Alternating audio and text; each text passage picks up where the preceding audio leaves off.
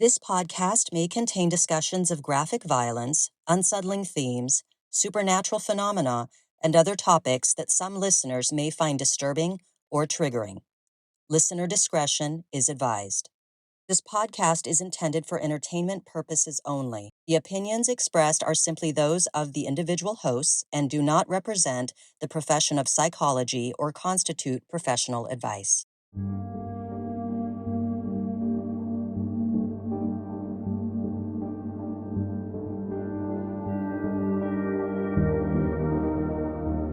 Welcome to the Secret Passage podcast. I'm Dana Vespoli. And I'm Shannon. Well, Shannon, Yes. have you gone down any interesting secret passages this past week? I mean, several. I think my whole life is a secret passage this week. Nothing remarkable. I just had a sinus cold that was just weird, and I haven't been able to sleep for 5 days. So feeling a little frazzled right now, and that's my secret passage. Yeah, allergy season for me. But, oh, here's something. I don't know if I ever told you the story. I thought it might be interesting because it was sort of a memory lane secret passage. Ooh. One of my twins specifically has been learning bass and guitar. And we were at Guitar Center this past Saturday. And he was going around and just having fun, trying out these different guitars. And he really wanted to try out a Gibson Les Paul. And he always has a guitar pick in his pocket because you never know when you're going to jam. And then I remembered that a long time ago, I want to say 2014, 2015, early on, I was asked if I would be interested in potentially doing this reality show that Adam Levine and his best friend was a writer, but they were considering doing this kind of fun reality show thing with different people would kind of come through or whatever. And I was like, sure, I'll, because at the time my oldest son was a big Adam Levine fan. And I was supposed to meet with this writer, this friend of Adam Levine's at Adam's house in Encino when he had a house there for a period of time.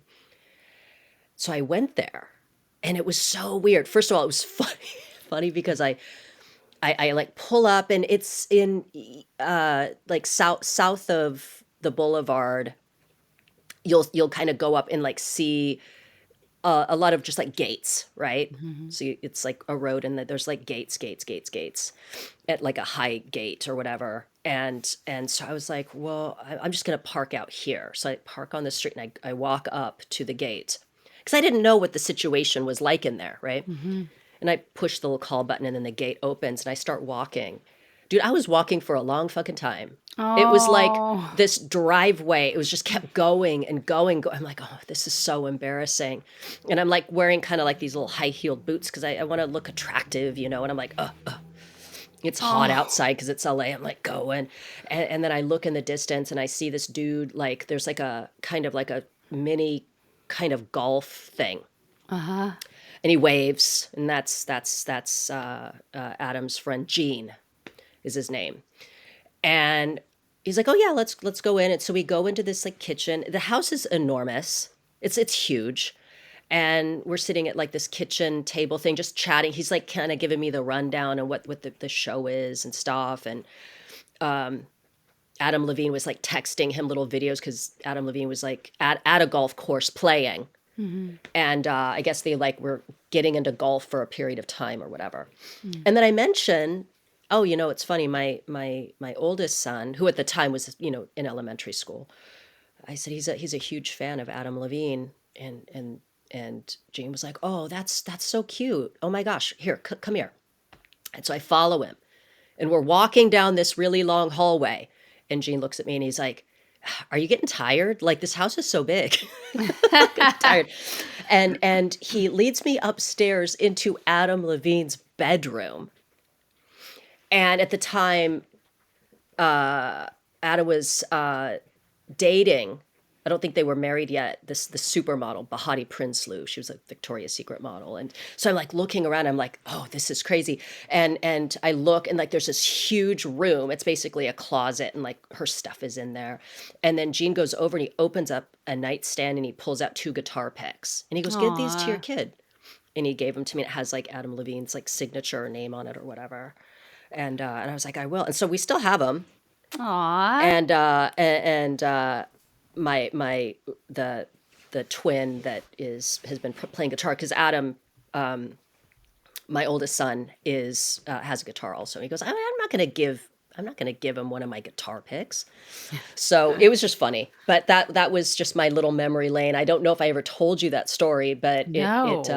it was just so life is weird, and my job has led me into some strange places, as you know. I mean, some places really super duper dark and creepy, and then other places where it's just sort of kind of offbeat and odd, like, you know, Dubai, Adam Levine's bedroom. yeah, Yeah. standing in Adam Levine's bedroom and like seeing his hot supermodel wife's closet with like all her cool ass shit out there, and then getting these 2 guitar picks. But yeah, that was just a fun little thing. They never ended up doing the show. It was like a sort of an idea that they were thinking about. But yeah, so that was my little secret passage. That is a fun secret passage. And I really do hope that your dreams come true and that your boys form a boy band. I know that's That would be the best. We could go see them. We could get backstage. Oh yeah, I know. I know. It's so funny.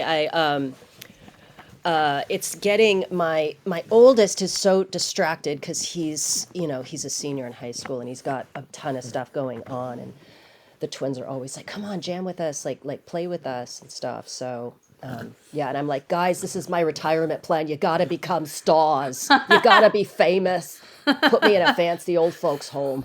Take care of your mother. Yeah, take care of your mother. I carried all 3 of you. You were heavy. You were heavy. It wasn't easy. Oh boy. Oh, speaking of profiting off your children. Yeah, that's a perfect segue into our episode today. We are going to talk about kidfluencers. Okay, meanwhile, There's a lot going sorry. on in that bed. Dude, Bruno was getting his hump on with Poochie. Okay, guys, take it to the other room. Yes, Kidfluencers. There was that great documentary recently on Netflix all about Piper Raquel and the squad. Bad influence, the dark Bad side of influence. kidfluencing. Yes.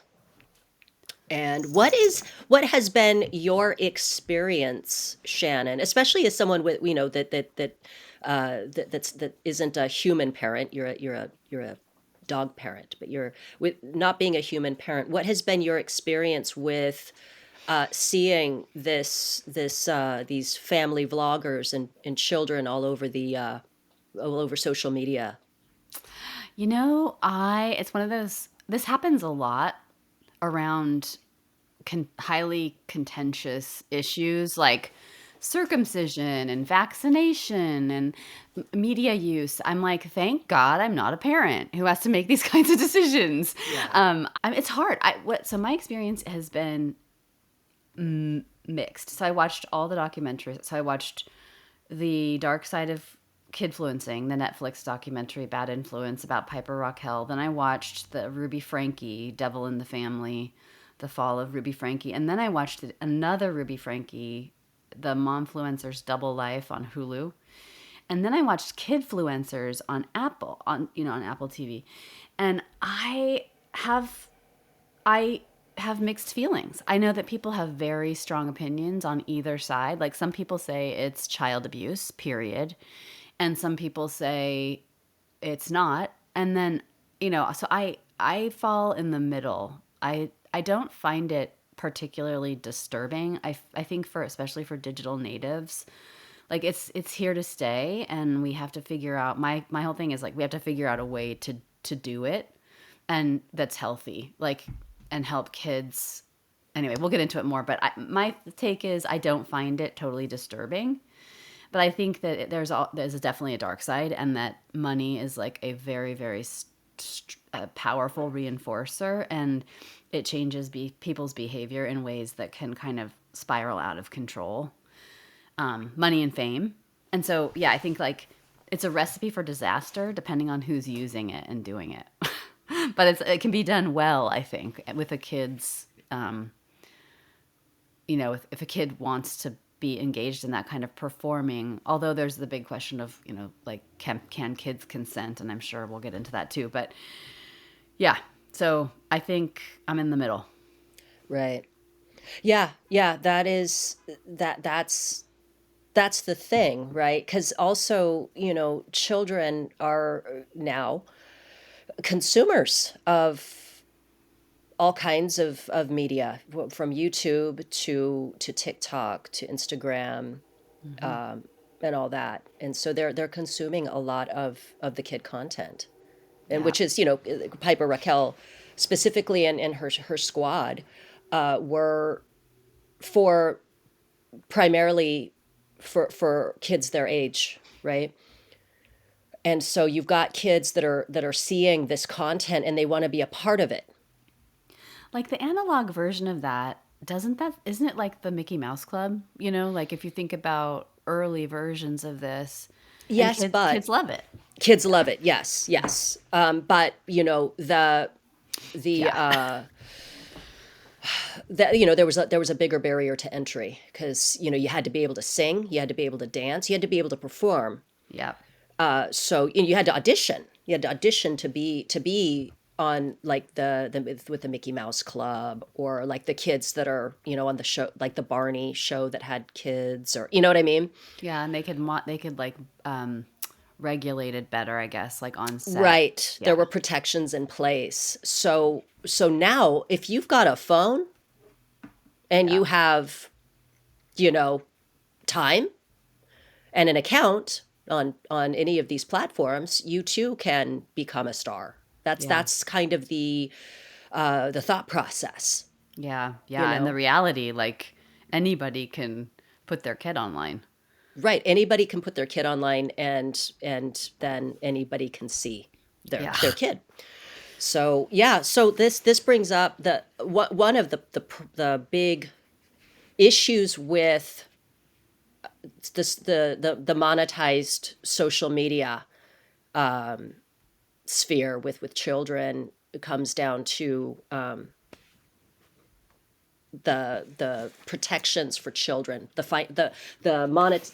financial protections for children. If if children are being monetized, they they need to have their own accounts, and some sort of laws in place to make sure that they see that money, And right? like labor standards and yeah. Exactly. And so, we talk about this, and we go back to Jackie Coogan, who was a child actor. Is that Keith Coogan's grandpa? Yes, it is. You know what? What? I danced with Keith Coogan at a rave in Sacramento in like 1991. Are you serious? He was like doing a production at the B Street Theater, and there was this rave, and he was there, and I remember we were like, "Oh, Keith Coogan," and then we were like dancing together, but it was like this weird, like minimal dancing, like just kind of like swaying, and then when he left, he was like, "It was really nice not dancing with you." Do you remember what music was playing? I was like really, probably like dorky rave music. I don't remember. Yeah, it was like electronic, I think. Oh, were you on ecstasy? No, I was Okay. totally no. That's before I did any drugs. Do you know? Oh yeah, you were like what, 18, Well, I right? was like 18 or 19, and I didn't do any drug. Well, I smoked weed in high school and had like the worst experience when I was 16. Oh my God, I'll have to talk about that sometime as a secret passage. Oh, But dude, I have some horrible stories about being stoned and paranoid. So yeah, I'll join you in oh, that. I didn't smoke weed or anything for like my entire life until like 5 years ago because of that. And I had it was just absolutely horrifying, and it's why I hate the Grateful Dead to this day. But anyways, yes, I Really? think that's his I hate the grandfather. Grateful Dead for other reasons. Yes, yes, I would have hated them anyway, but I hate them even more now. Okay, so back to Jackie Coogan, and But that is a wild, that's his like, grandpa. that's so crazy. For those of you that don't know, Jackie Coogan was a famous child actor in the early 20th century, and he starred in silent movies like The Kid with Charlie Chaplin. He earned somewhere around $4 million as a child actor during the 1920s. And when he became an adult, he found out that his parents had spent almost all of his earnings. Mm. So his mom and his dad squandered nearly all of his childhood earnings on themselves. Ugh. And they left Jackie with almost nothing. When he tried to get his money as an adult, there was no legal recourse at the time. Mm. Okay. So then that situation led to the creation of the Coogan Law, which is also known as the California Child Actors Bill in 1939, which was designed to protect child performers' earnings. And so, a little background on the law. It requires that a portion of a child performer's earnings, which is somewhere around 15% now, has to be put aside in a trust or a blocked account. The parents can't freely spend all of a child's earnings. The money becomes fully accessible to the kid when they reach adulthood. And the law was groundbreaking at the time and has since been adopted by other states to protect child performers' financial interests.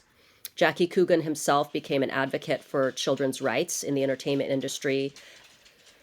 And Macaulay Culkin experienced a similar situation to Jackie Coogan with his parents managing his money. I did not know that. I thought they were totally responsible.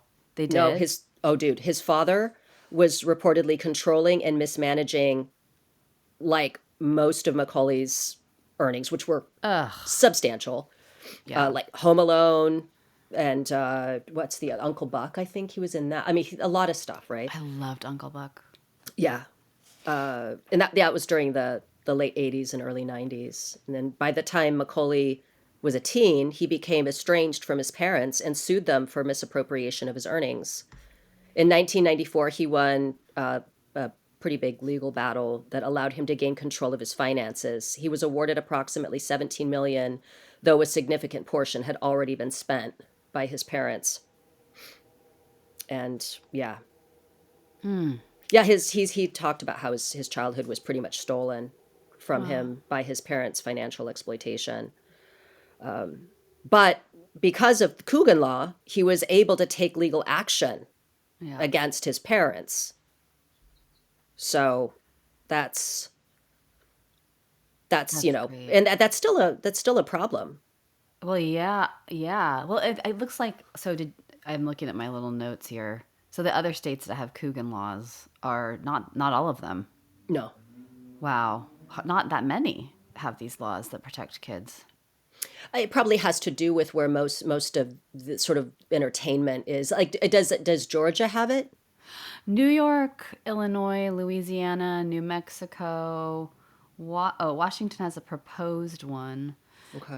Pennsylvania, they announced plans in 2023 to introduce similar legislation. So not widespread, which I think maybe speaks to what we're talking about is that like with this new media, people can shoot anywhere, and the protections probably need to expand. Yeah. Yeah. Uh and it says here that the law has been updated to include digital platforms like YouTube and TikTok. That's great. As of 2018, the law explicitly covers earnings from social media and online content creation. That's great. Yeah, specifics for social media child performers. Parents must set up a Coogan account. Platforms like YouTube are required to verify age and request documentation. And yeah, it's just to help kids protect kids from potential financial exploitation. Wow. Yeah. So it's interesting because that was one of the children from the squad, Jensen, was. Oh, do you want to? Should we say more? Should we tell people like the more about the We should, we Piper should, Raquel?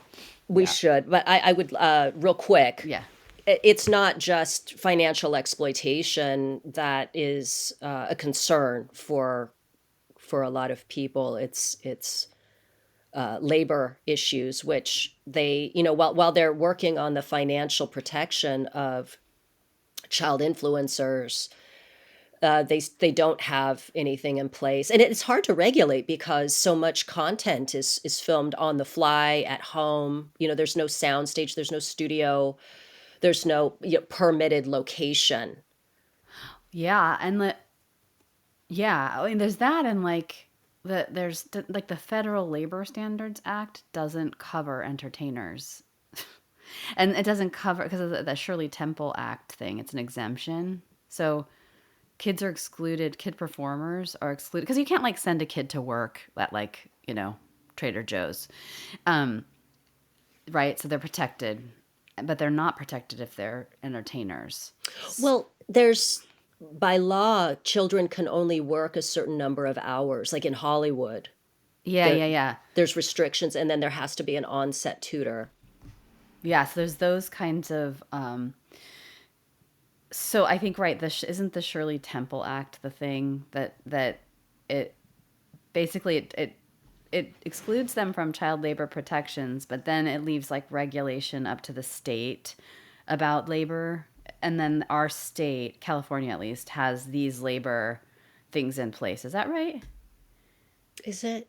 I think so. Well, I'm not sure, but anyway, there are some. You're right. They have to have like an on-set teacher. They have to have breaks, and like the number of hours they work, it includes meal times and stuff. So if they're like dressed up in makeup, wearing their clothes, and they're like eating, that's still considered work time for them. Okay.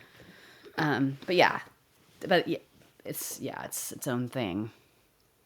So yeah, really quickly, we kind of looked at Hollywood traditional entertainment and laws and protections in place for child actors. And now we're looking at the sort of the advent of social media entertainment, Right, where it can't be enforced, where basically. there's a harder time enforcing protections for children, either children whose parents have set up their own accounts to exploit their children. And when I say exploit, I don't mean it in like it's not like it's an all-encompassing exploitation, right? It's Like not just using like them. I'm exploiting my kid. It's using their children as entertainment, to monetizing their children and their children's talents or whatever. And also that includes children and family vlogging, where the whole family is featured prominently. And so that brings us into the kidfluencer space, which includes the little girl. She's not so little anymore. She's a teenager now, but the kid Piper Raquel and her squad, which were other kidfluencers that were brought into her channel, and her mother Tiffany ran her channel. So that's where we are in discussing the documentary Bad Influence and what happened with that with Piper and with these children. So it was a disturbing documentary. Yeah, it's a really good example of what can go wrong Yeah. with like coercion and Seemed to start out innocently enough, right? totally. And that's the thing. What I got out of that documentary is it brings to mind the image of like the boiling frog, of how you put a frog in water, and it adapts as the temperature gets hotter and hotter and hotter until it's boiling. Yeah. Which I think that was debunked, and a frog's going to be like fuck this and actually jump out. But the idea is it's how things the normalization of weird shit. The longer you're in it, the less inclined you are to realize that things are are turning sideways until it's too late. Yeah.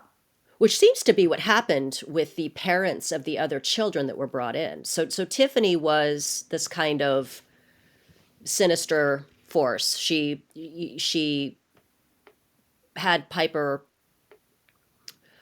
doing fun stuff.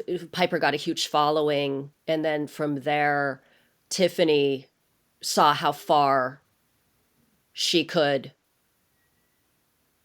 push Raquel into more and more popularity, getting more and more brand deals, and making more and more money with fun content, and Piper doing trends from lip syncing and dancing to stunts, and looking at what's trending and having Piper do that. And she amassed an enormous following.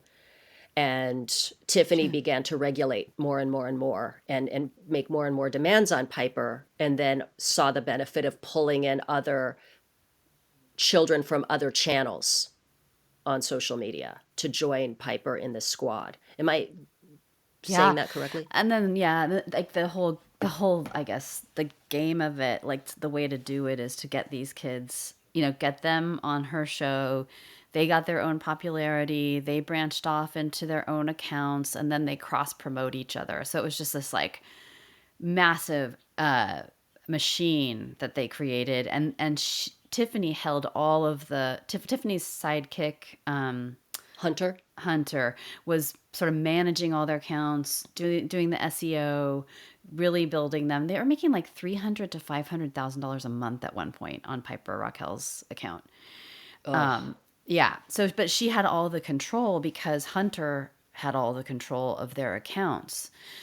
And for a while, the parents weren't even clued in that Piper was making money. And then at one point, some of the moms sort of woke up to the fact that there's money to be made here. And then Tiffany brought them in.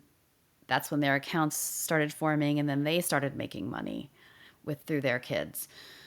Yeah. right.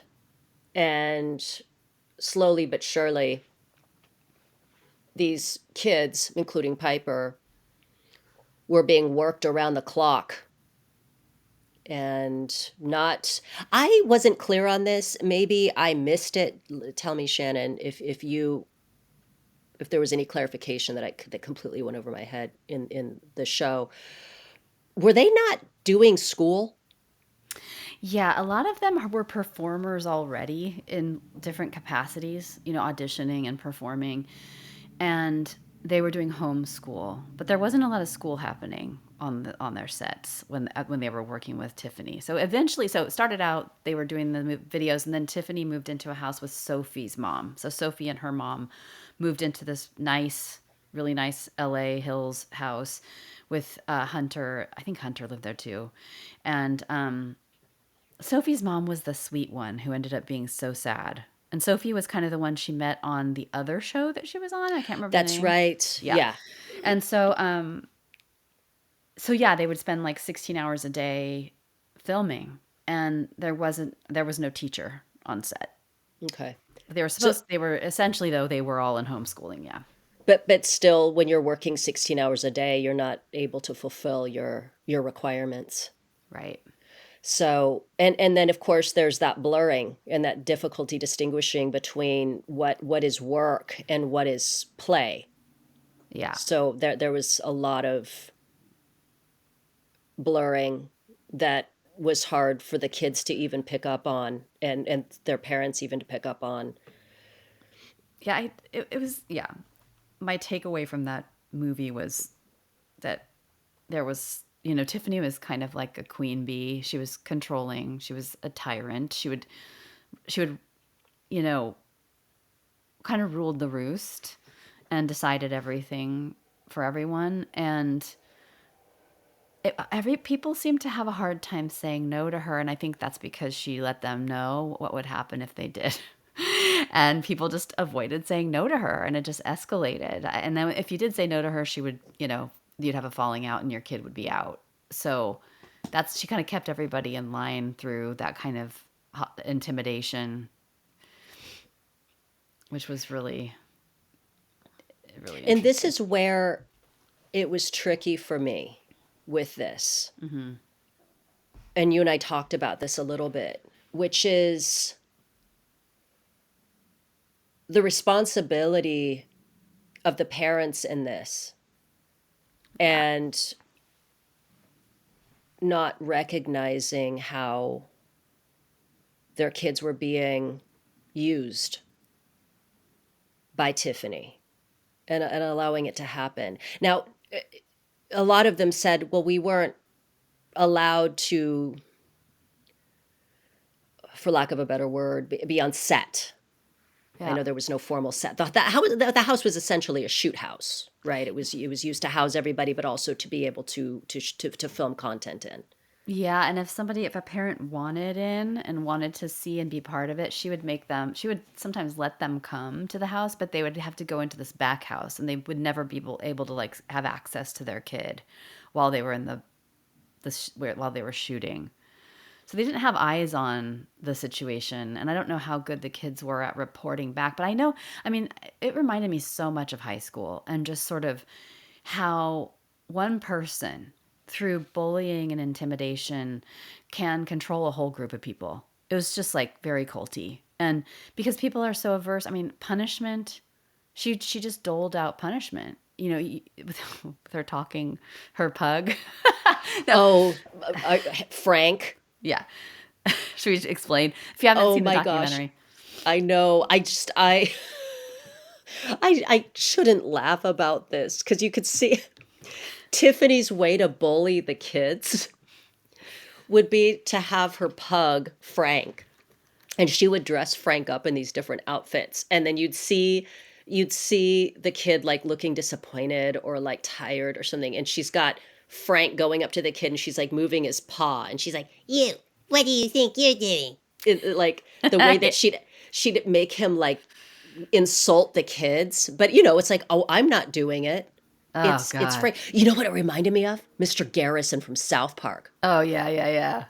Yeah, when he's like, "Oh, I don't know. You'll have to ask Mr. Hyatt." And then Stan would be like, "Mr. Hat, can I go do this?" "No, you go to hell. You go to hell and you die." And that wasn't me saying it. It was Mr. Hyatt. Yeah, Frank was Mr. Hat, and she was like Mr. Garrison with Yeah, that. no, Yeah. and it's so childish, but it works. I mean, that's the shocking thing to me as a human is how well punishment works, how well it works to control people's behavior. And when parents' alarms were going off inside of them, I mean, there are a lot of other factors, right? Like you're making, $100,000 a month on your kid's channel. And if you approach Tiffany with some kind of complaint, you know that she's going to not take it well. You know she'll probably get defensive and kick your kid out of the group. And so there's a lot of, I'm sure the parents were conflicted. And also, their children were, for the most part, seemed to be enjoying it. Those were their friends. That was their friend group. So, like, as a parent, you kind of stood to lose not only your income, but also your kid might be angry with you if you got them pulled. And the kids feel compelled to stay in the same way that a lot of times, I mean, you look at a movie like Mean Girls or Jawbreaker, and it's the girls that are being fucking picked on within the popular group, but Yeah. they don't want to complain because they want to be a part of this group because their identity is wrapped up in that group. And I think, yeah, a lot of the kids had that.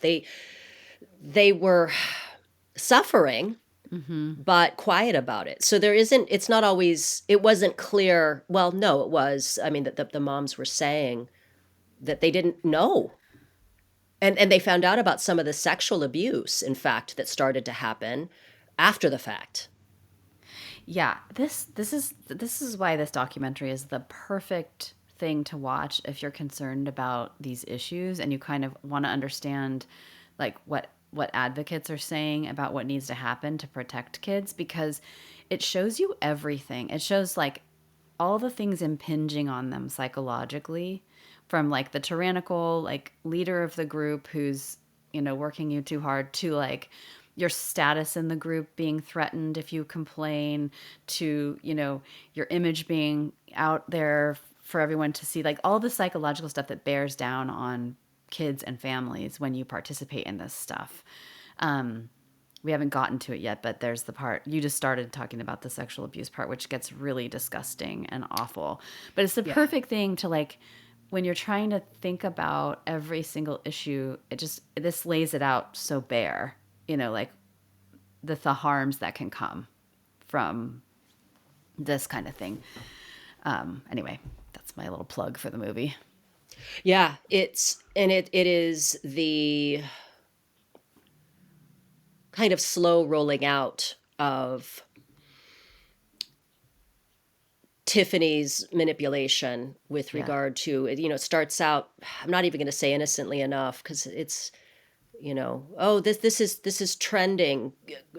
Boyfriend girlfriend content is trending, so she would assign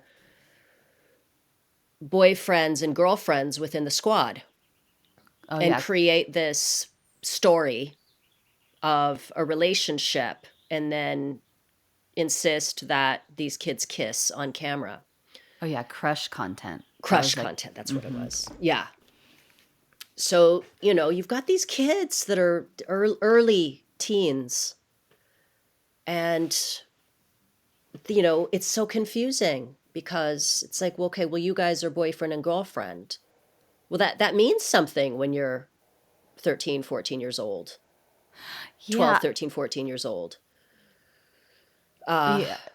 Like to make them actually physically engage with each other in a way that they may or may not have been comfortable with. Right. And then she kind of escalated. She kept kind of making more and more sexualized content. Like at one point, do you remember the scene where they were in the kitchen, they were kind of flirting, the two kids, and then they were like doing truth or dare or something like that, and the boy took his shirt off. Yeah. And then she's like, okay, you have to take yours off. And she kind of just made her lift her shirt up a little bit. And you end up seeing like a little piece of her bra. Yeah. And you could tell she was really uncomfortable, but she did it anyway. Yeah. And then Tiffany, of course, overstepping the bounds and trying to make out with that teenage boy. Oh my gosh. No, they all they were drinking. Yeah. Yeah. And then she ended Wait, up he was it trans. trans. He was non-binary. They were Yes. non-binary. So yeah, she attempted to make out with them. She kissed them and it was on a live stream.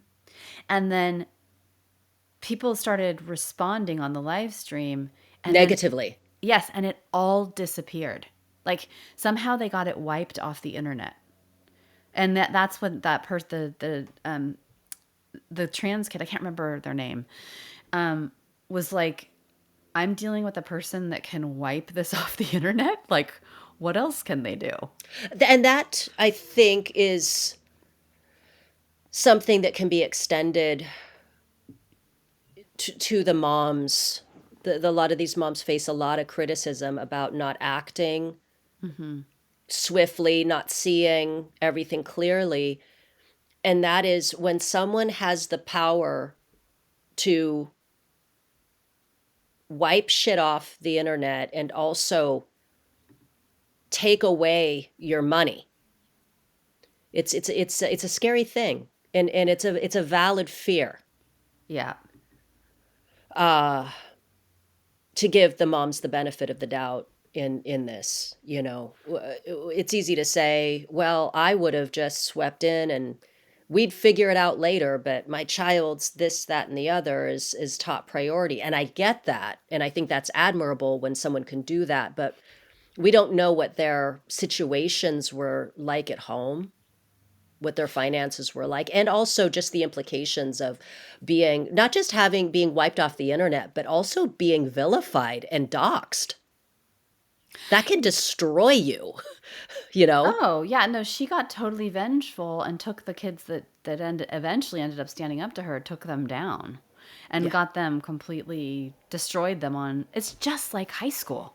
It's just like the kind of ostracism and stuff you would experience in high school when you get canceled in high school. This Right. happened in the 80s, like, but this is just online and a wider kind of. I'm just thinking about like how this happens all the time, like with football coaches or teachers, or like kids are often in a situation where there's an adult that's not well, who has authority and power over them. And parents don't really, I mean, how much control do you have over that? You know, you can take your kid out of football, you can take your kid out of soccer. You know what I mean? If your kid had like a terrible soccer coach that was abusive, or you know what I mean?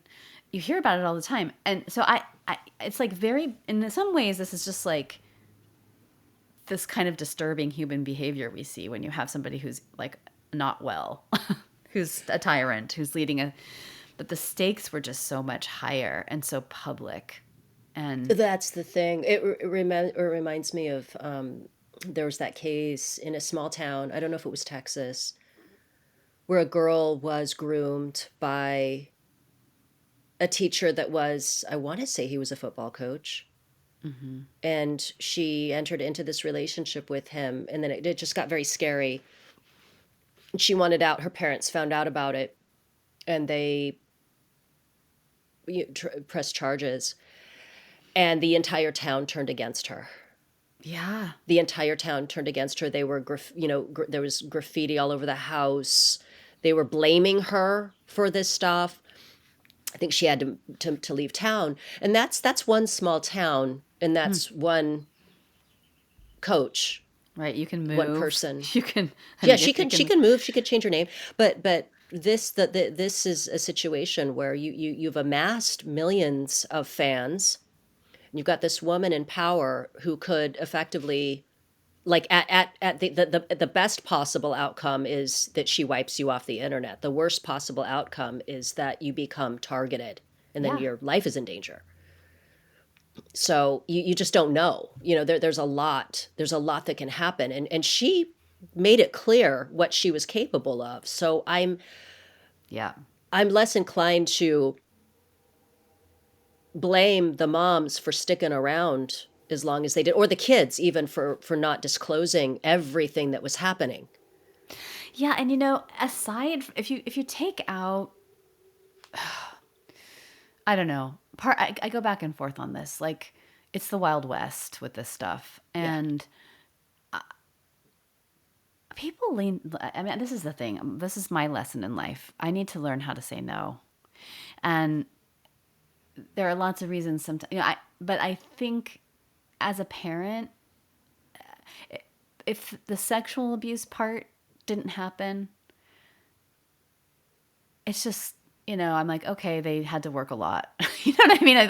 I get, you know, that to me, I'm like, okay, well, that could easily be, and this person's a total narcissist or controlling megalomaniac, whatever. Like, as a parent, that might be an okay trade-off. If your kid's like, okay, that sucked, I worked for 16 hours, but look, I have all these fans, I have a trust fund, I'm set for life, I don't have to work in a cubicle for 40 hours a week till I'm 75. Like, Sure. you know, I can see as a parent why you're like, okay, this is fine, it's tolerable, this person sucks, but Yeah, it's for a limited amount of time, right? yeah. How long can this go on? And correct me if I'm wrong, but the moms didn't find out until way after that there was sexual abuse, right? Yeah, I don't, you know, okay, so the weird sexual things that I think it first started with Hunter, who's like way younger than her and who happens to just be her boyfriend, I guess, Right. Tiffany. So that was weird. And then there was like the pushing them to do sexualized content. And then there was the smooching of the kid. And then there was the person who was writing into Piper, who was Megan, who was a fan. And it was That actually, it was a yes, man who was a going by pedo. Megan. Yeah, so pedophile was obviously a pedophile, and Tiffany knew this and was responding to Megan by offering Megan underwear of Of Piper's. Piper's. And so she didn't directly do that to the other children, but she knew the content she was creating was also for pedophiles. And I think that's where the sexualization stuff came in. Like, yeah, maybe she was trying to do the whole crush content stuff, but it seemed like she was also knowing that people were watching the kids for the sexualized content, adult men, adult people. Which brings us into their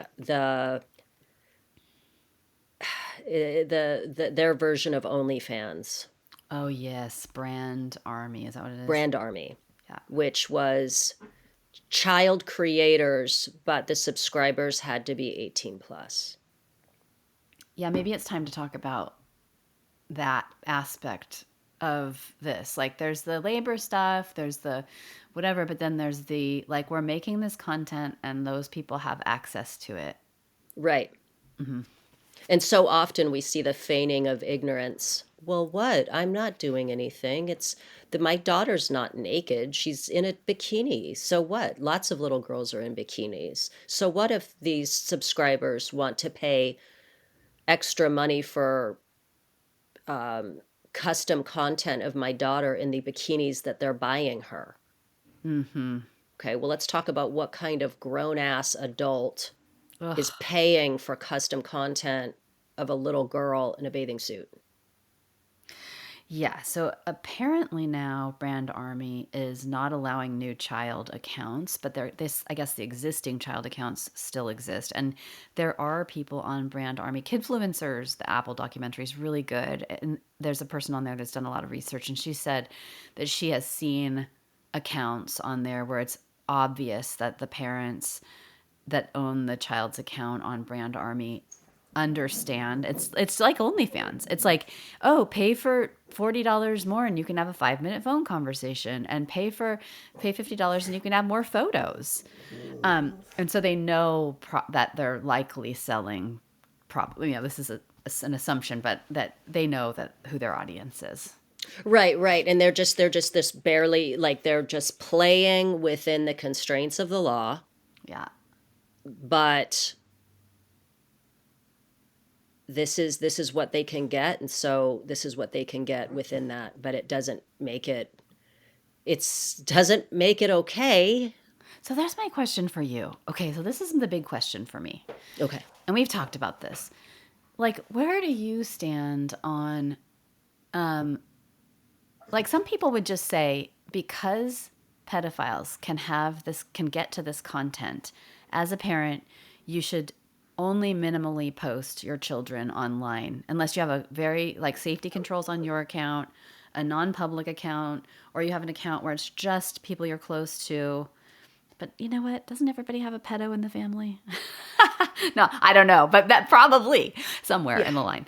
But so, like, my question is for you, what do you think about that? Like, where do you fall on, like, should people never post their kids online? Should they do it only with a lot of protections? Or is it like, okay, well, we just have to live with the fact that we know that these people can have access? And, like, I'm thinking of my cute little kid, Jacob, that I follow. And I would be so sad if that content went away just because there's a bunch of pedophiles out there probably getting off on it. So where do you think? What do you stand on this? It is tricky. I have thought a lot about this. Like I have I'm on TikTok and Instagram, and I post on Instagram. I don't really post on TikTok. I'm just a consumer of the content, and I love TikTok because I get all kinds of recipes from there. These minimalist influencers that give you advice on how to declutter and all kinds of stuff. But also, what comes across my For You page a lot are family vloggers and moms and their kids. And so you have your Jacob, the kid that is adorable, and it seems that his mother just loves him so much and is so proud of him, and she wants to share, you know, his antics with everyone, which is the equivalent of, like, in the old days, someone asks how your kid's doing, you whip out the photo album or the wallet pictures, and you show and tell a story about each one because you're so proud of your kid. And now we have social media, so you can just put it out there and everyone can see and enjoy how cute, like, Jacob is. And so I have this mom, what is her name? Elise Novo. And she's such a I love her content. I came across it, and she's a regular person who, I think she's a nurse, and she's living a simple life. She and her husband live in an apartment in LA, and they have this adorable toddler named Charlie. And Elise shares a lot of helpful information, I think. She's a relatable, accessible person who is showing how she makes use of, the small space that they live in. She shows off of Pinterest, she found a way to make her small balcony a play space, a uh, safe play space for her daughter to be able to do activities.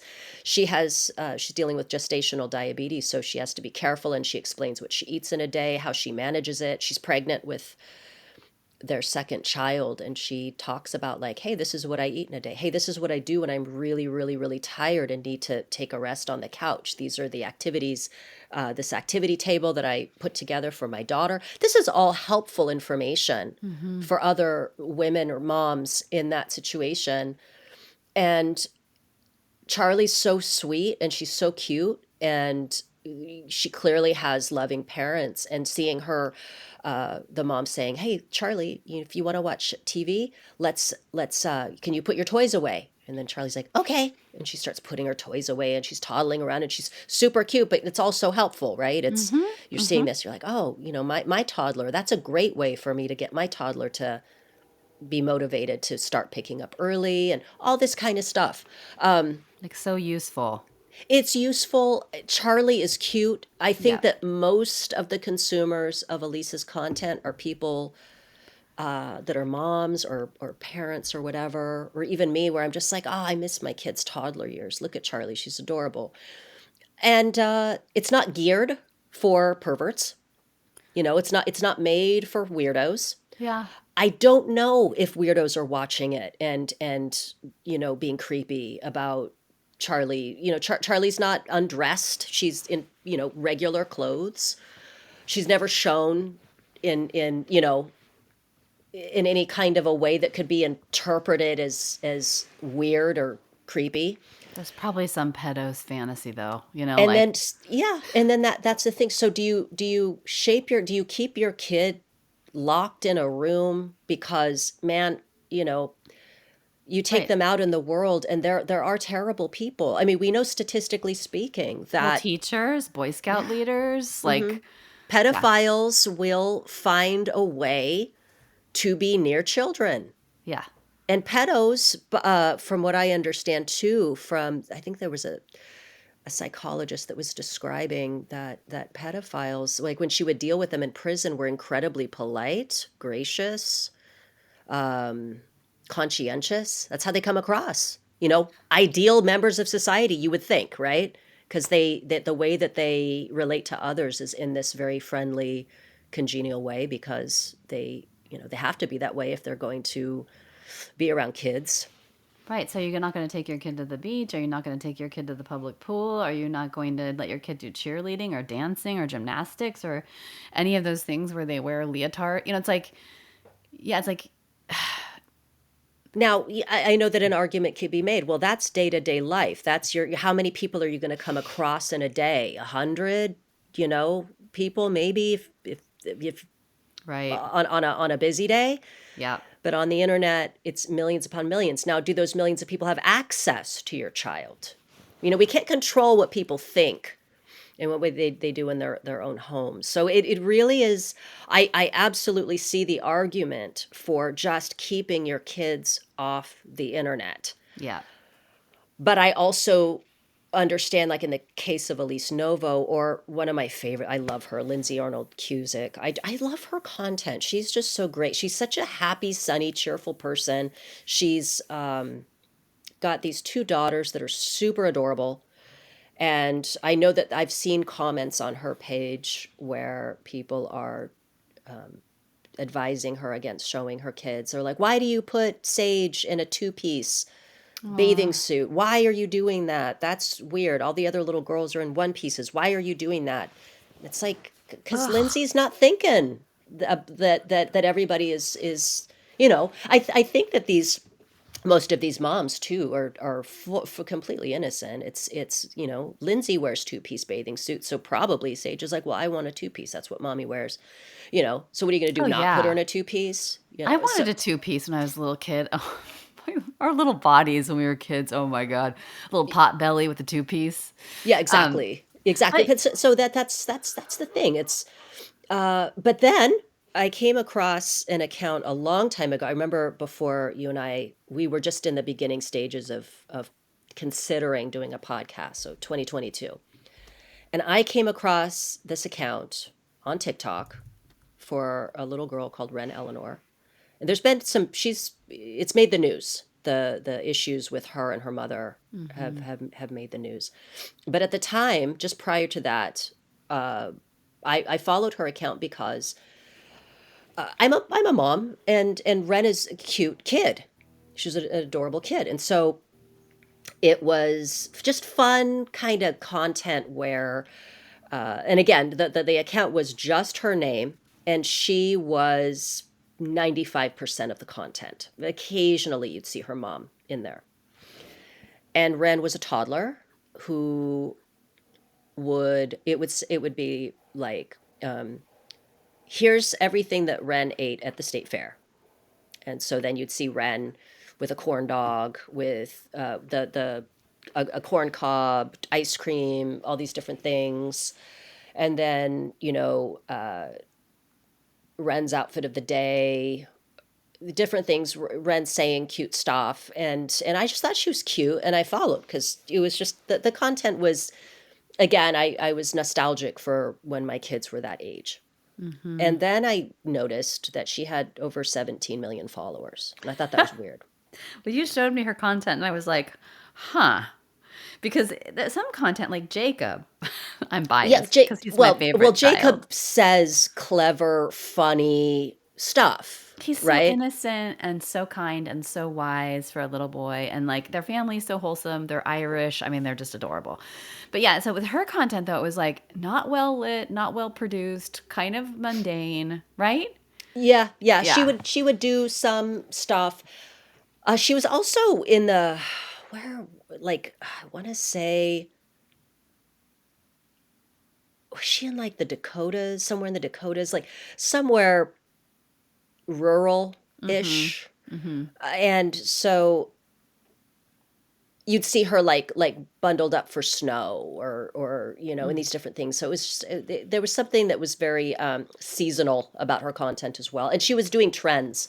So that was the big thing too, is the mom Jacqueline would have her like doing these trends, like, you know toss a slice of cheese on your kid's head to see how they react, which was the Uh, weirdest fucking trend. I know. I saw that. This though stop them from crying. Yeah, if they're throwing a piece of cheese on their head makes them stop crying. I saw that. Yes. But the thing is so it showed a video of Ren, and she's just sitting there minding her own business, right, with her Uh-huh. doll, and she's just sitting there, and she's looking at her mom expectantly, like not sure what she's gonna do. And Ren wasn't crying at the time, and Jacqueline Oh. threw this cheese, and it was Oh. like she did it like. I had seen, because I was like, for reference, let me go look at what these other things are, because that just seemed aggressive, right? Yeah. And it was just like a little craft slice that was like, Yeah. it goes flop, and then the baby's like looking at you like, what? So it wasn't hard. And also, but it was like Jacqueline just fucking hauled off and threw like a slice of cheese. And I don't think it was like one of those pliable Velveeta or slices or whatever. It was like a harder thing. And it fucking clocks Ren in the head. Oh. And then she touches her head, and she looks bewildered. It was heartbreaking, actually. And she starts crying. And Jacqueline fucking posted it, Aw. which was also, I'm just like, why? Yeah, like who's that appealing to?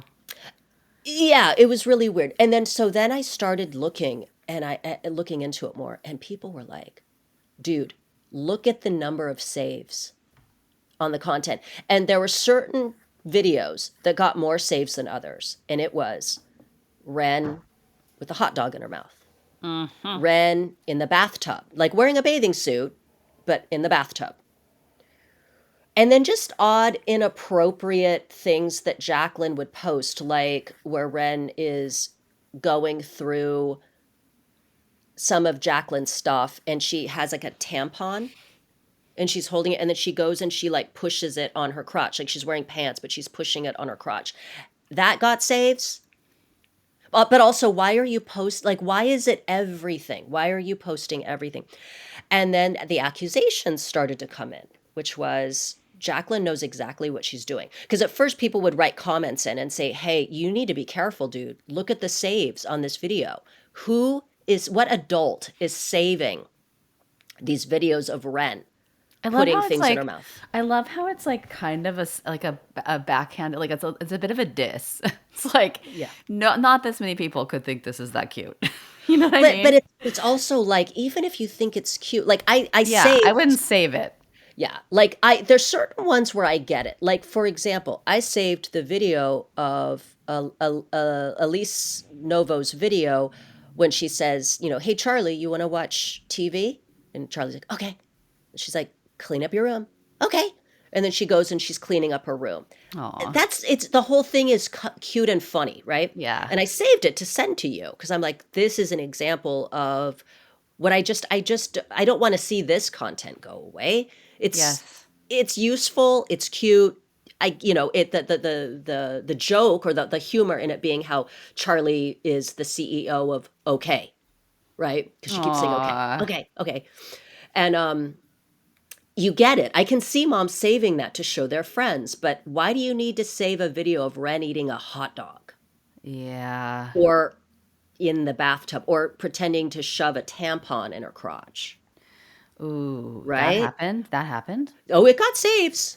It got She saves. she attempted to shove a tampon in her crotch. Oh, so she was wearing pants, right? Uh-huh.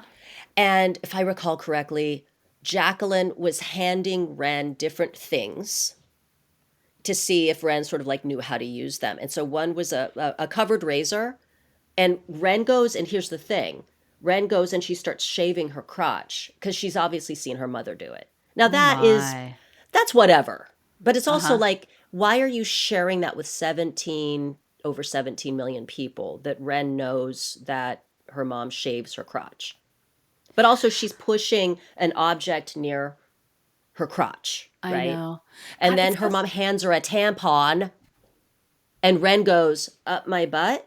And then she starts to like push because she doesn't understand where, like, for her, she's a little kid. She doesn't know. She's clearly seen her mother. And I'm not saying there's anything wrong with Ren having seen her mother shave herself or insert a tampon because, if Jacqueline has to change her tampon in a public restroom, she's obviously going to have Ren in the stall with her. She's not going to leave her out.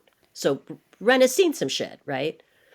But the point is you're putting it out there for consumption. Why are you putting your daughter pushing these things against her crotch when you know that these videos get saves and that pedophiles are just going to have a heyday with this shit? ugh, it's so sad. I totally resent the fact that we have to like because I can understand just thinking of it. So when I was a kid, remember when we were kids when we first started seeing the faces of other children on milk cartons? So Yep. so my dad was a cop, and I remember asking my mom, like, what is going on? Why are all these kids missing? And because it seemed like that it wasn't happening before. And, then all of a sudden it was like, and I realized it was probably happening all along, but like they just decided, to bring attention to it when, we were that age. But I remember thinking, my mom told me something, but it was like age appropriate. And so I was like, in my mind, I thought, oh, people are stealing these children because they like can't have kids of their own and they want a child. Like that was how my mind made sense of That it. was your lot, the way you made yeah, that was Yeah, your because I logic. couldn't even. It was unfathomable to me what the other options. And later on, I discovered, but I hate that we have to think about this our lives in this way where we can't just have good fun, like with innocent photos. And I mean, even animal accounts. I'm like, do zoophiles get on animal accounts and start, jacking off to your dog? I don't know. Probably. Yeah, no. And that's the funny thing with this. Because at first my impulse was not with the tampon and the razor and Hmm. all that kind of stuff. I was like, weird choice, but okay, to Yeah. post it, right? I'm like, okay. And Yeah. then people were commenting like, Jacqueline, really, dude? Like, why are you sharing this? Like, why are you sharing this?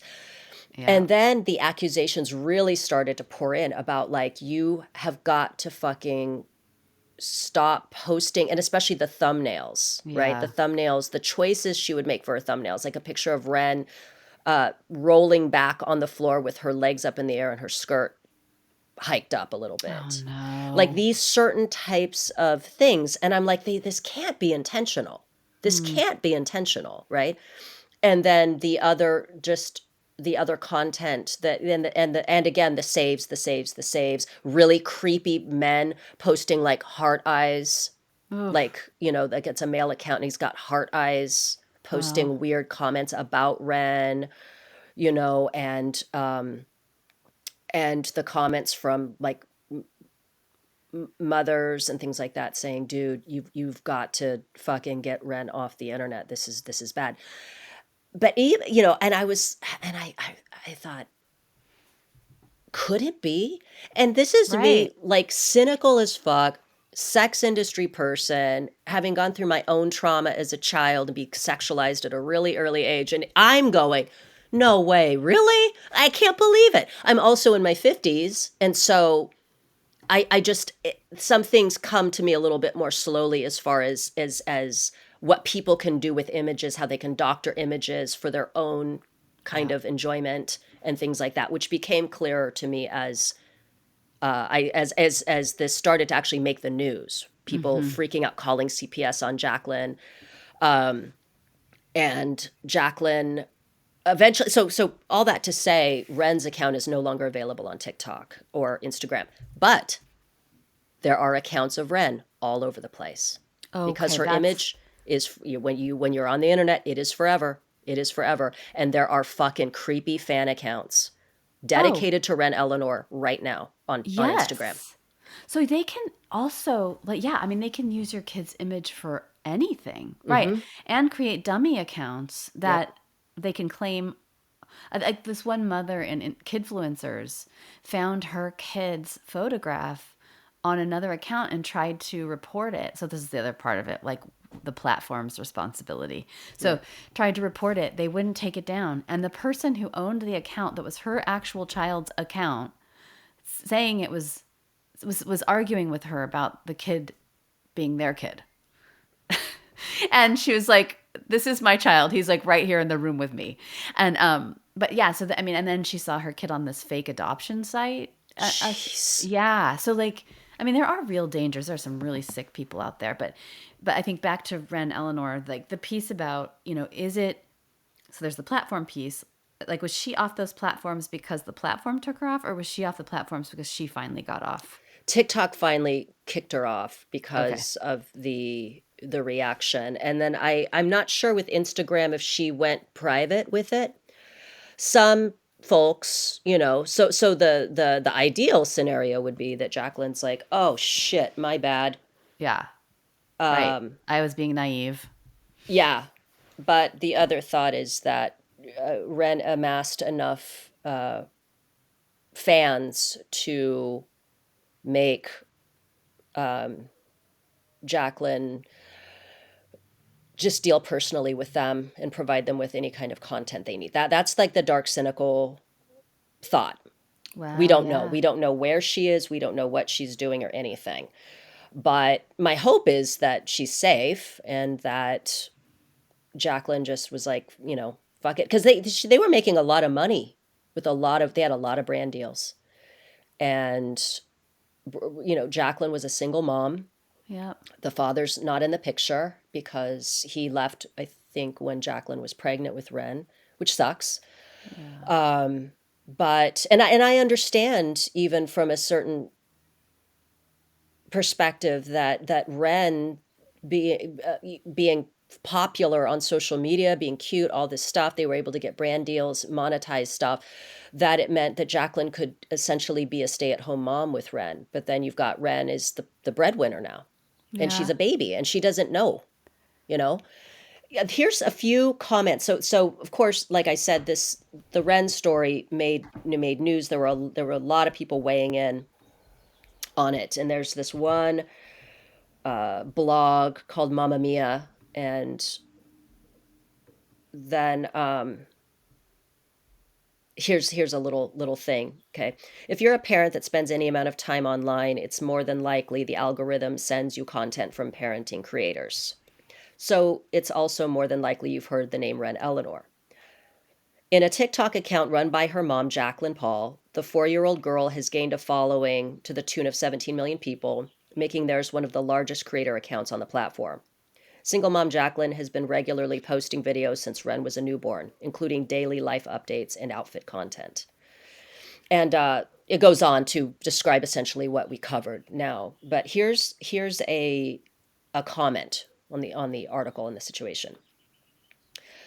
I just took a look at her TikTok and oh boy. So two main issues here. One, to me as a mom, many are just cute.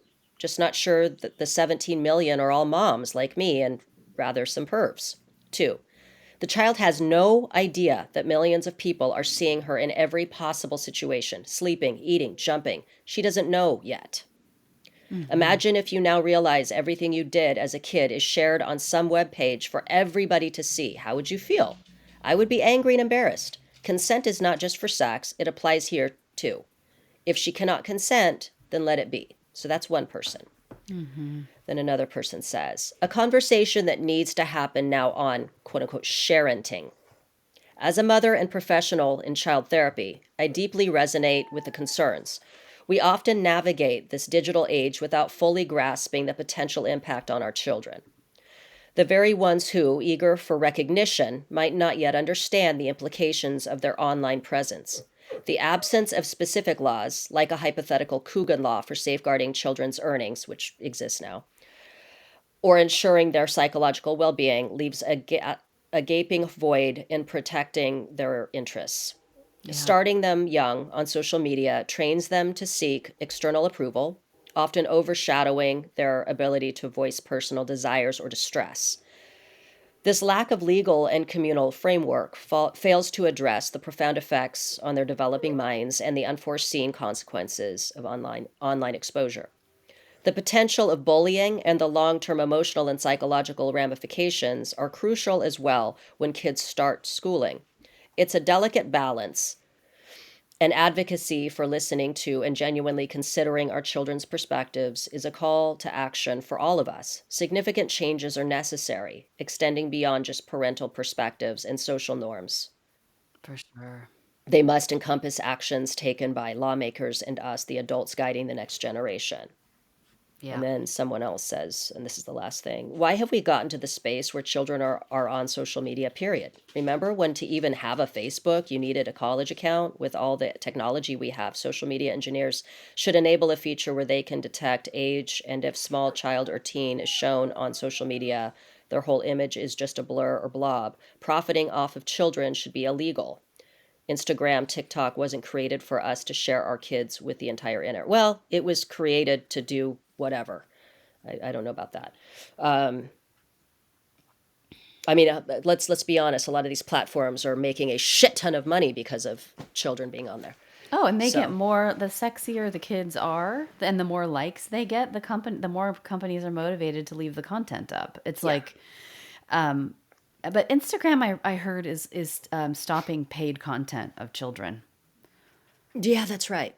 I But heard that as and well. that's, I don't know when or if it's already happened, but no, I agree with her. I think it's like that thing, right? Like you need to be mindful. And what's her name? Mom Uncharted is Yeah, a good resource for people. And, media literacy, thinking about consent, all those things are really, really important. And like, it's a necessary, technology is this necessary evil that we all have to learn to adjust to and manage in our lives. And it's like, for me, I'm like, what are your values? How do you want to show up as a parent? Lead with that, and work with your kid. Like, educate your kid, you know, try to be mindful of their needs and consent issues. Like, are they cognitively capable of consenting? But, the consent thing is weird. Remember when we were just talking? Am I derailing this conversation right no, you're now? not. Okay. I Yeah. think it's relevant to the topic for sure. Yeah, because I'm about to go on a tangent. But I feel like, a lot of things we do to kids we don't get their consent for. I mean, remember, number one is broccoli. I don't consent to this broccoli. Although I did like broccoli as a child. But like, violin lessons, you're going to play this sport, you're going to go to this school, you're going to, like there's all these things. And I know that's not the same thing. But, and then kids have varying experiences with these things. Like some kids are traumatized because their parents like forced them to do things they didn't want to do, like play piano or, and then some parents didn't force their didn't some kids end up angry with their parents because they didn't make them do something that they didn't want to do. Instead of pushing them to play the piano, they just gave up. So like kids can end up disgruntled from through their experiences of being raised all the time. And I guess I just wonder about this, like, is it like, so like the going philosophy, like we're Generation X, right? The going philosophy is like childhood is this, special time that's supposed to be protected in this way, where I'm thinking back to like my great grandfather or my grandfather who like has a third grade education and like went on the road with his dad to find work during the like the Depression and stuff like that. And I'm like, the childhood has not always been conceptualized this way. Like kids were exploited big time in other eras. And now we have this idea of like, that kids are so, I guess, I don't know, fragile. I don't know what the word is. I mean, I'm like, they deserve protection. And sometimes things happen that are not ideal. Like kids are going to have to deal with social media at some point. And social media it's an opportunity for all of us to confront the most difficult things about being a human, right? Like comparing ourselves to other people, feeling like we're not good enough, feeling, the whole illusion of perfection. All that stuff is like in our phones. It's like we live with it every second of every day. And it's best that we learn how to deal with how to use it in a way that isn't destructive to us or other people, So part of me is like, you can put it off until some random age you choose for your child. Like my child won't get a phone until they're 16, or my child won't get a phone until they're 12, or but eventually they're going to have to confront it. So I don't know. Like, I don't know. Is it the norm now that like, your image is out there as a kid for a bunch of people to see? Yeah, my oldest son, it was surreal. It was bizarre. We were in the car and the twins were in the back seat, and one of them was like, "Oh yeah, my friend has a picture of you on his phone." And Adam's like, "What do you mean?" And he goes, "He Googled it, and it was from a wrestling thing." So like, yeah, I mean, without even being like a kidfluencer, our images are out there. You can access them. You And know, like, yeah, and it's everyone's are yeah, like it's a new selfies. reality. Yeah. This is the thing, and I think it's a hard thing to reconcile when you and I are from a period of time where the we were alive before computers. Yeah. That's a thing. We were alive before cell phones, and we are sort of the bridge between the past and the past and then the present as far as technology. We've seen like massive innovation and growth, and so it is a hard thing to conceptualize in a way that this is a new time. And so the things that maybe freak us the fuck out are just it's a fact of life now. And so images being online, or the fact that kids are meeting new boyfriends and girlfriends online, like everything is sort of done online. It's simply this is where we are now. This is where we are. And it, if you it don't give it's your kid, like if you wait till your kid's 16 to give them, a phone or let them access, Instagram or whatever, they're going to feel left out because all their other friends are doing it earlier. And there's that whole thing of like, oh, my parents, I remember growing up with people whose parents wouldn't let them have a TV and they were so pissed, you No, and know? then they're the kids that are fucking weird and made fun of. Dude, that reminds me. Okay, so when Adam was a baby, I took him to one of those like mommy and me like music type things where they like the babies like they sit there and they play with instruments, they bang on bongos and all that kind of stuff to help them with, with their development, etc. So we're sitting there, and it was Halloween. I remember that. So, I bring Adam and he's in his like little dinosaur costume. And then there's this girl, and she's like the baby is in like a ballerina type thing. And so I see the mom, and I'm trying to make conversation. And I was like, "Oh, is she supposed to be Angelina Ballerina?" And the mom's like, "Who's that?" And I said, "Oh, it's a cartoon. It's like a little mouse, and she's a ballerina." And the mom goes, "Oh, we don't watch television." And I was like, "Weird flex, but okay." Like, all right, have fun. It's just being super like uh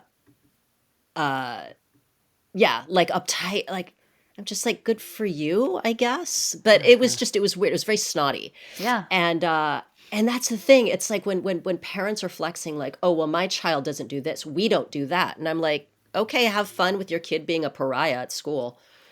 You Dude, know? this is the whole thing with parents that I watch from afar, and I'm just like, it's like there is so much.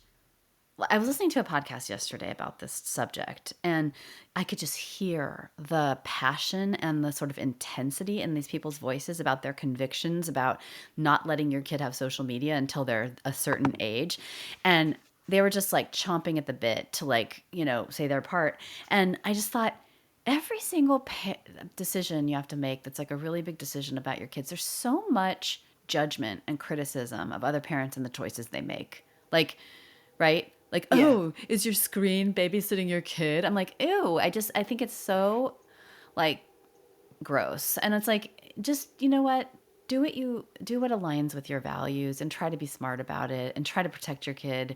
But nobody's perfect and no situation's perfect. And I don't know. Like, yeah, find a place between Tiffany, who's, selling her kid or giving her kids underwear to a guy who gets her Coach bags, Yeah. and like, so it's, and somebody who doesn't allow their child to have social media until they're 18, but yeah, it's like, I can't, it must be so hard to be a parent right now and making these decisions.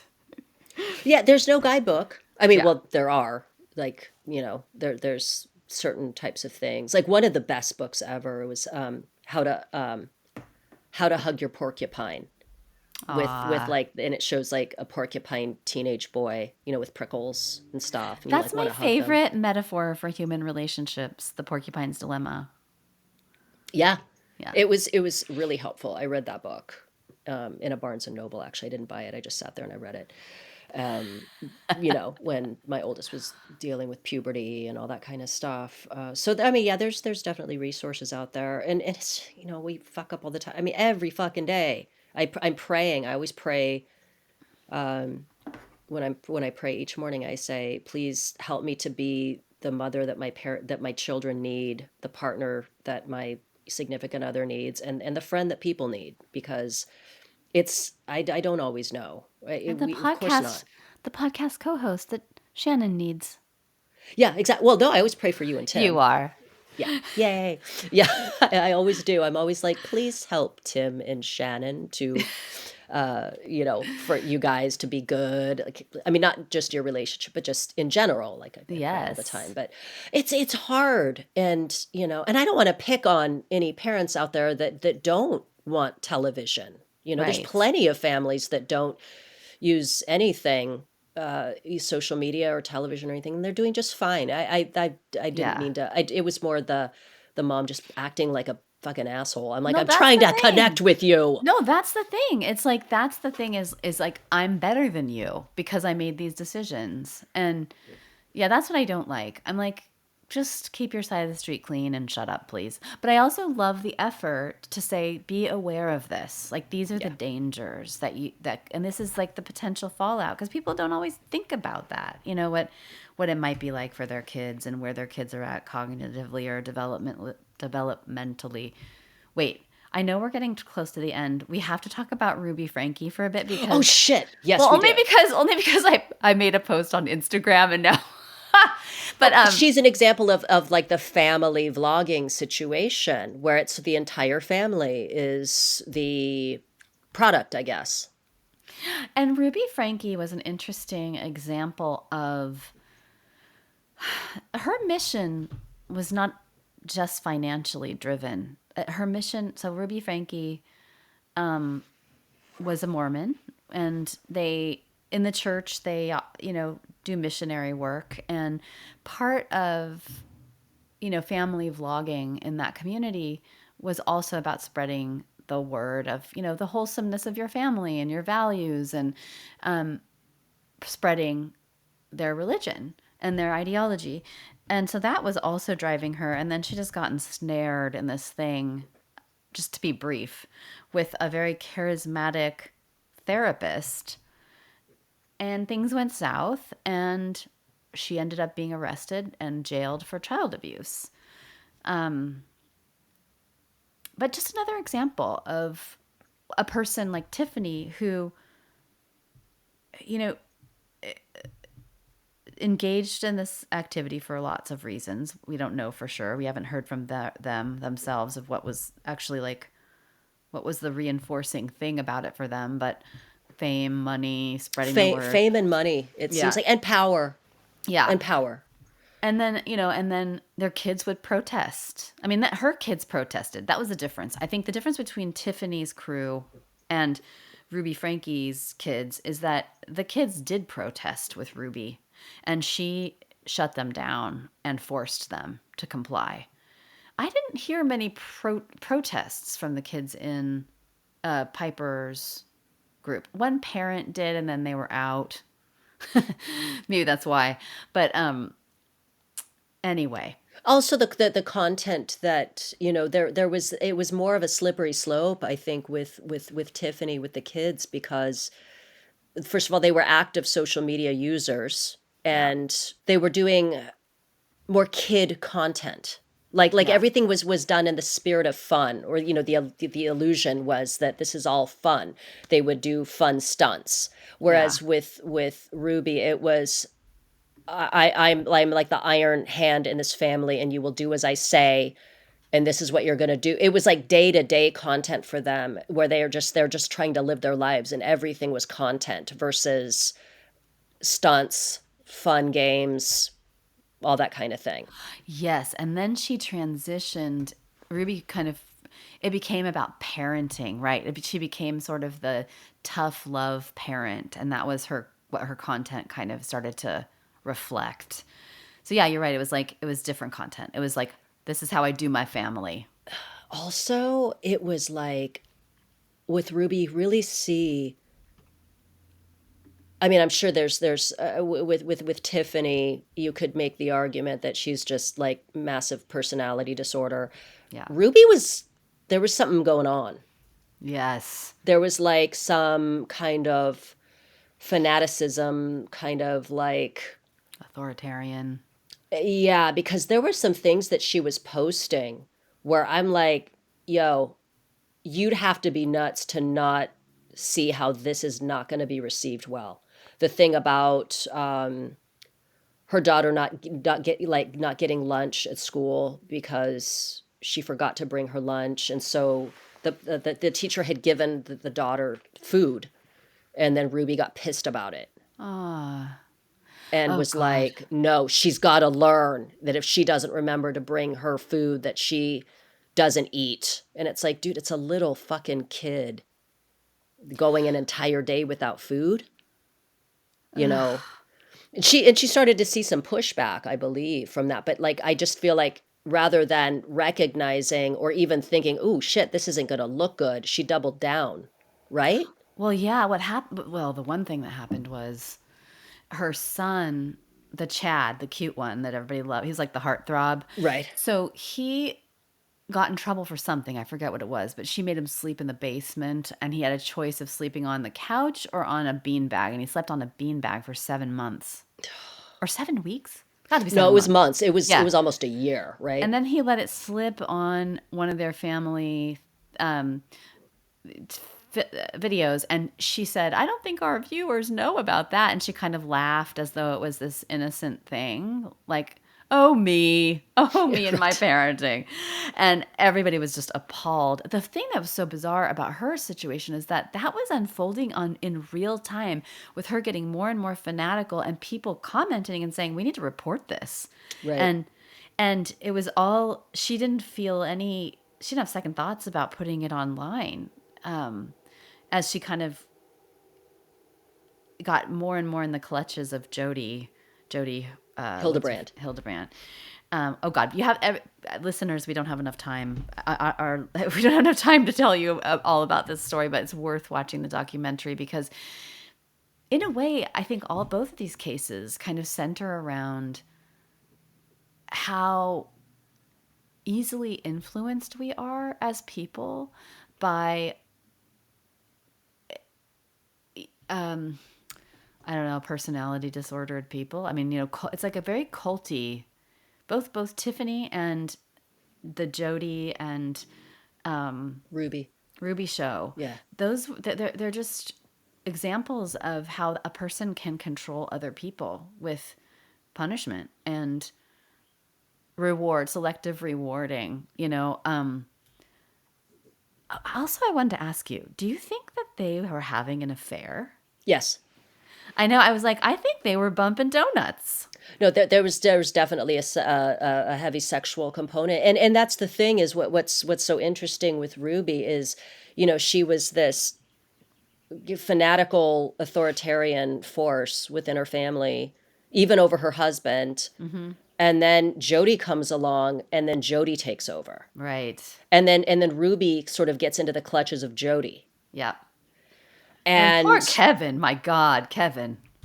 Kevin got a lot of flack. I'm sure you saw. Kevin, Kevin, I don't understand. This is the fascinating thing to me is how compliant people get.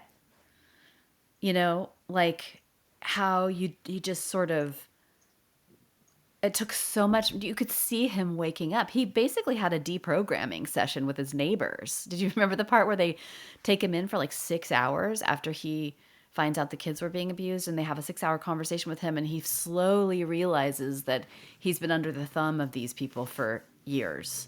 Right, that it's like in the way that these moms with Tiffany were just the kind of gradual control she was taking over, taking with them. And then Kevin had that with his wife, and that the weird horrible shit becomes normalized. Yes.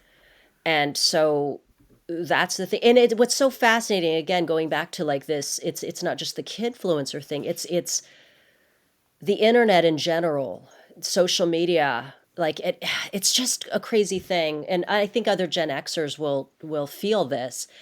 Sometimes I look around and I go, I can be at a stoplight and my cell phone will let me know that there's an email, a news update, a new YouTube has just become available.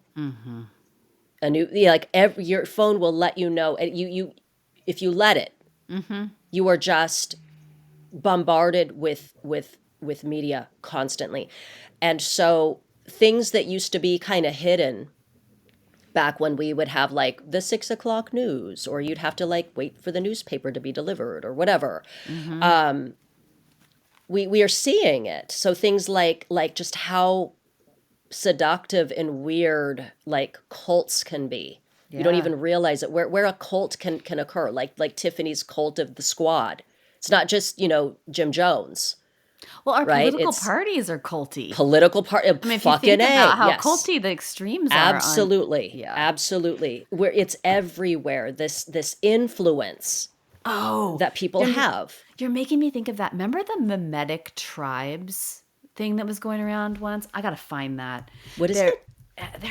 there was this Medium article that was talking about how the mimetic tribes of culture war, and it was Oh, this like thing. mimetic desire? Well, it's like how, so basically, how we have these little tribes, because we're so tribal anyway, We right? are. We So, but are. we've got all these tribes that have emerged because of our access to each other and the internet, and how, you know, and it's not necessarily bringing us together. It's breaking us into factions of tribes that identify with these. So it says basically like enter mimetic tribes. We define a mimetic tribe as a group of agents with a meme complex or a memeplex that directly or indirectly seeks to impose its distinct map of reality, along with its moral imperatives on others. These tribes are on active duty in the new culture war. They possess a multiplicity of competing claims, interests, goals, and organizations. While the red and blue tribes were certainly far from monolithic, any claim to unity between mimetic tribes is laughable. It says an establishment leftist who squabbles with the right must contend with mockery from the dirtbag left. Meanwhile, the dirtbag left endures critiques from the social justice activists, who in turn are criticized by the intellectual dark web. And it goes into all the different little digital tribes. Anyway, I digress. But you're right. I mean, it's Yeah. And that is the consequence, for better or worse. I'm not saying that it's a bad thing. It's funny. It reminds me of Gary V. You know Gary V?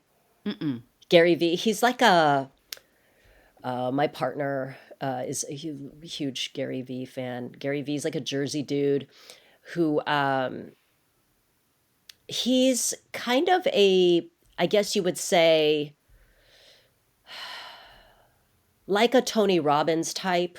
Like I don't want to say Tony Robbins exactly, but Gary V is just he's like a motivational speaker and does all kinds of stuff. And one of the things he says is like, basically stop criticizing the new generation just because it's a new frontier, it's a new time. But like the shit that we did, that our parents were fucking pissed off about, and then we ended up succeeding. That's what's happening. It's like the kids that can like figure shit out with technology a lot faster than us. In a lot of ways, they're smarter than we are. I yeah, mean, the kids that are actually like learning shit. But that said, it's a new era, and we are just trying to navigate it. And the thing that is tricky is that it's more than ever, it's constantly updating. There's yeah, more and more, with technology and what we're able to do, platforms. what we have access to, and all that. It moves so fast that it's hard to catch up and find a way to navigate it in a way that is safe, and Yeah, what are the consequences of a child from birth through to up to adulthood constantly having a camera trained on his face, her yeah, face, and their lives being curated online? Because then it's like, well, what's real and what isn't? Because I yeah, see this day has been edited online and I'm seeing it. I remember that day. That's not exactly how it went down, and how it kind of forms our sense of reality. Are we able to distinguish between the two and recognize that one is real and one is not?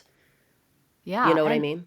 yeah, oh, absolutely. Well, there's the identity piece, there's the reality piece, there's also like the criticism that like they're losing their childhood. And part of me is like, are they losing their childhood, or are they like I'm talking about the kind of the kidfluencers, Sure. or are they just having like a different childhood? They're Is having a this different childhood. right? They're not working in the coal mine, but No. like, you know, so right. And then there's like the mental health risk stuff about like, yeah, I don't know what that would be like. Well, kid stars don't seem to fare that well psychologically, but then part of me is like, is that because of the time? Is it because they didn't have parents that could help them fare well psychologically? Are we only hearing about the ones that didn't? Because there's probably plenty of child stars who are just fine and perfectly well adjusted. We just don't hear about them. Yeah, You, I mean, I look at, like, for example, there's Macaulay Culkin, and then there's like the Fanning sisters, like Dakota Fanning and Elle Fanning. They seem all right. I mean, I don't know them personally, but they seem okay. Like they went to Campbell Hall, I think. Dakota Fanning did anyway. Was a cheerleader, had an okay, seemingly normal childhood. I think she sort of moved out of performing. It just depends. It depends on how things are, you know. Not all these parents are like Drew Barrymore's mom that was like partying at the at Limelight, and Drew was in elementary school drinking and dancing the night away. You know what I mean? Like, Yeah. I don't know. It's different. I shit, like fuck. We we were that, put some dirt on it, walk it off generation. You're fine, Well, I you mean, know. I really, I think like there is a bit of, there's this woman I follow now who kind of aligns with my my way of thinking about psychology, and it's like it's not about feeling comfortable and feeling good all the time. It's about like being able to be flexible enough And to, adaptable. right, Yeah. and to like things are going to happen that you don't like, that you don't want, that you have no control over, and that hurt you.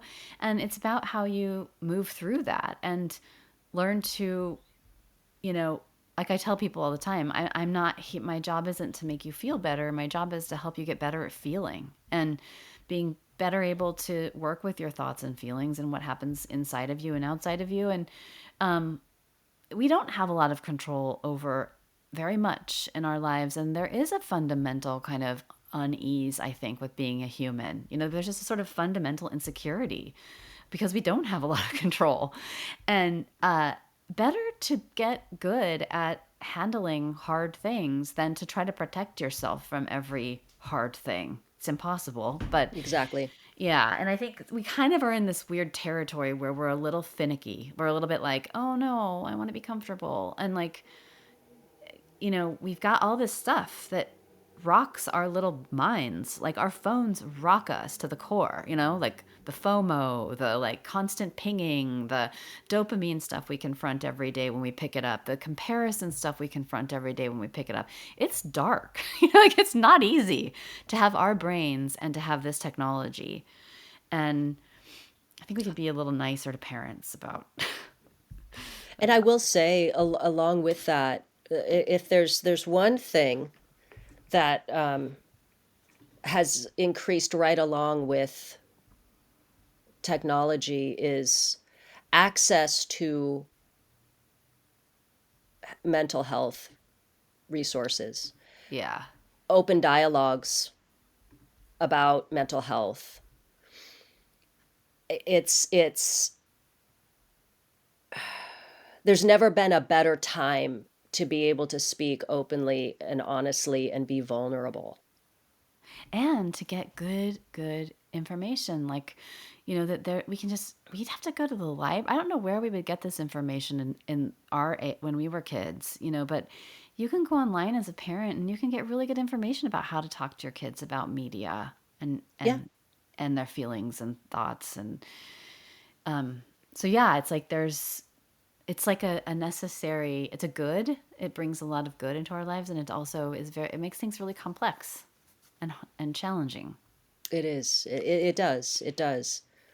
But like, man, I'm telling you, the other day, my one of my twins was like, "Yeah, my teacher was not explaining the math very well, so I went on YouTube and figured it out." Yeah. That didn't exist when I was a kid. I just got really bad grades in math. That was like, well, oh well, oh well. She didn't explain it to me. I'm out here alone, you know. And then meanwhile, he's like, "Huh, she's terrible. I'm gonna go look that up." Up, here we go. Now I know how to do it. I know. So like, for every fucked up shitty thing, there's also this. Yeah. For every terrible creator that's bullying you or telling you you're not good enough because of whatever, there's someone who's saying, "Hey, you're okay." There's a lot. It's just that it's all so readily available, and it just depends on like how you're navigating all of this. And there's no controls, really. I mean, as a No. parent, like what, how much control can you really have? Like there's no way to weed out predators. And now that I'm, you know, I'm thinking about it, it's like there's no way to weed them out. You just have to protect yourself. Like don't share your locations. Learn how to take things off of, you know, whatever the stuff is on your photos that tells you where you are when you're taking them. You know, make your, all the privacy controls and stuff. But yeah, it's just like it is the Wild West. Yes. But there are things you can do. That's the thing, is there are things you can do to protect yourself and your kids. But I don't think there's no real answer about the predatory aspect, you know? Right. That's the thing, you know, proceed with caution. Yeah. That's all you can do. Well, I guess that concludes another episode of the Secret Passage podcast. We got some new followers and Yay. And thank you listen. to everyone who has been following, who's been leaving us good reviews. Thank you so much. Yeah, we're just starting out and it's just been such a learning curve, and it's just so it feels I feel really grateful for anyone who's listening and Yes. subscribing and reviewing and all that. And so if you want to listen, we're on most podcast platforms, Spotify and Apple Podcasts. Most of our listeners listen there. Okay. And then we have Instagram and X. Yes. Yeah. Okay. Well, we look forward to talking to you next week. Yes. Bye. Bye.